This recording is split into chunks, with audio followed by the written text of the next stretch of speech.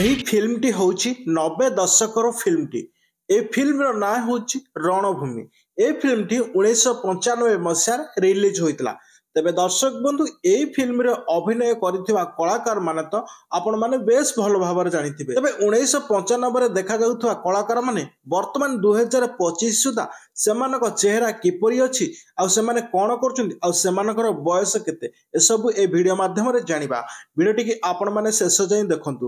ଦୟାକରି ଆପଣମାନେ ତ ଜାଣିଥିବେ ଯେ ଏହି ରଣଭୂମି ଫିଲ୍ମରେ ଏକ ଚାଇଲ୍ଡ ଆର୍ଟିଷ୍ଟ ଭାବେ ଗୋଟେ ପିଲାଟିଏ କାମ କରୁଥିଲା, ଯାହାର ନାମ ଥିଲା ଟୁକୁନା। ତେବେ ଦର୍ଶକ ବନ୍ଧୁ ସେ ଟୁକୁନା ଏବେ କିପରି ଦେଖାଯାଉଛନ୍ତି, ସେଥିରେ ସହ କଳାକାରମାନେ ଏବେ କ'ଣ କରୁଛନ୍ତି ଆଉ କିପରି ଦେଖାଯାଉଛନ୍ତି, ଆସନ୍ତୁ ଜାଣିବା। ତେବେ ଏହି ଫିଲ୍ମରେ ମୁଖ୍ୟ ନାୟିକା ଭାବରେ ଅଭିନୟ କରିଥିବା ଜ୍ୟୋତି ମାଷ୍ଟରାଣୀ ତ ଆପଣମାନେ ବେଶ ଭଲ ଭାବରେ ଜାଣିଥିବେ।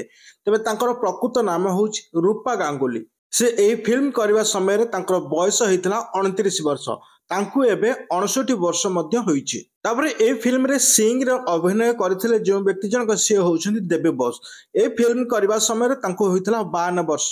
ସେ 2018 ମସିହାରେ ତାଙ୍କର ଦେହାନ୍ତ ମଧ୍ୟ ହୋଇସାରିଛି। ଏହି ଫିଲ୍ମରେ ସୁରୁଜା, ତାଙ୍କର ପ୍ରକୃତ ନାମ ହେଉଛି ସିଦ୍ଧାନ୍ତ ମହାପାତ୍ର। ସେ ଏହି ଫିଲ୍ମ କରିବା ସମୟରେ ତାଙ୍କର ବୟସ ଥିଲା 29 ବର୍ଷ। ତାଙ୍କୁ ଏବେ 69 ବର୍ଷ ମଧ୍ୟ ହୋଇଛି। ଏହି ଫିଲ୍ମରେ ପ୍ରଧାନ ନାମକ ଯେଉଁ ଅଭିନୟ କରିଥିଲେ ସେ ଥିଲେ ଦୁଃଖୀରାମ ସ୍ୱାଇଁ।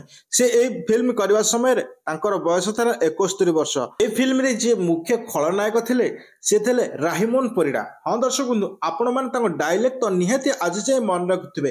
ହେ ଅନାନୀ ଡାଇଲଗ ଆଜି ପର୍ଯ୍ୟନ୍ତ ବି ଲୋକ ମନେ ରଖିଛନ୍ତି, ଆଉ ସେ ଡାଇଲଗ ମଧ୍ୟ ଭାଇରାଲ ହୋଇଛି।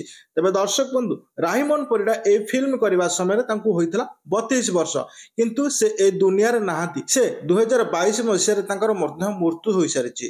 ଏ ଫିଲ୍ମରେ ଗୁଲୁ ଅଜାର କ୍ୟାରେକ୍ଟର ଯେ ନିଭାଇଥିଲେ ସେ ହେଉଛନ୍ତି ଜୟରାମ ସାମଲ। ଏ ଫିଲ୍ମ କରିବା ସମୟରେ ତାଙ୍କୁ ହୋଇଥିଲା 45 ବର୍ଷ। ତାଙ୍କୁ ଏବେ 77 ବର୍ଷ ଏବଂ ସେ ଏହିପରି ଏବେ ଦେଖାଯାଉଛନ୍ତି। ତେବେ ତାଙ୍କ ଝିଅ ଯିଏ ହେଇଥିଲା ବିଳାସିନୀ, ସିଏ ହେଉଛନ୍ତି ମାମିନା। ଏ ଫିଲ୍ମ କରିବା ସମୟରେ ତାଙ୍କୁ ବୟସ ହୋଇଥିଲା 17 ବର୍ଷ।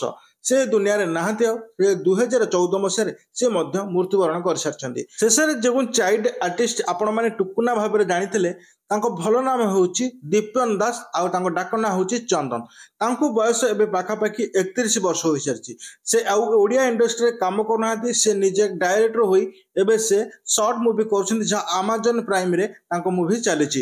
ତେବେ ଦର୍ଶକ ବନ୍ଧୁ ଇଏ ଥିଲା ରଣଭୂମି ଫିଲ୍ମର ଷ୍ଟାର କାଷ୍ଟଙ୍କର ସେତେବେଳେ କିପରି ଦେଖାଯାଉଥିଲେ ଆଉ ଏବେ କିପରି ଦେଖାଉଛନ୍ତି, ଏବଂ ସେ ଫିଲ୍ମ କରିବା ସମୟରେ ତାଙ୍କର ବୟସ କେତେ ଥିଲା। ତେବେ ଏମିତି ଅନେକ ଫିଲ୍ମର ରିଲେଟେଡ୍ ବିଷୟ ଜାଣିବା ପାଇଁ ଆମ ଚ୍ୟାନେଲକୁ ସବସ୍କ୍ରାଇବ କରନ୍ତୁ। ଆଜି ପାଇଁ ରହୁଛୁ, ନମସ୍କାର।